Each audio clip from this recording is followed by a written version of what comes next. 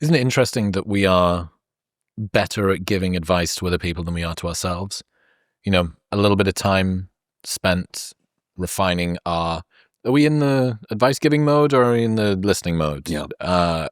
Learning to have a mindfulness gap and being able to sit with silence and all of this sort of stuff. That is a skill that I think most people can develop really well for a friend. I think so. That is a skill that I think most people will really struggle to develop for themselves. Yeah, I think that's true too. And you make a good point, which is, are you a good friend to yourself?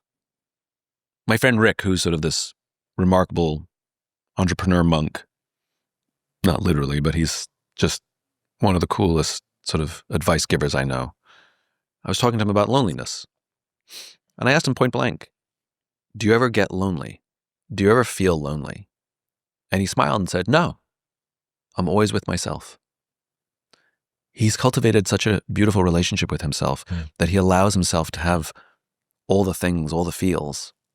Do you know Dry Creek Dwayne? Do you know who that is? He's a rancher and wrangler from Wyoming. Big beard, permanently affixed with a cigar between his fingers. And I had him on the show toward the back end of last year, and we were talking about something not too dissimilar. And he said, I like me. I'd buy me a beer. Yeah. It's just such a simple way I love that. to put across, I'd buy me a beer.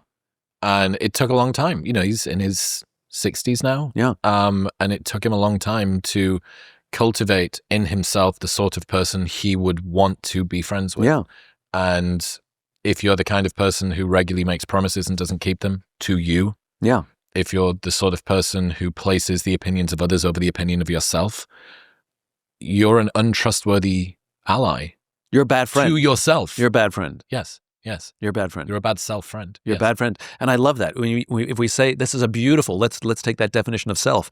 You know, let's add it to my definitions of two people who agree to grow together.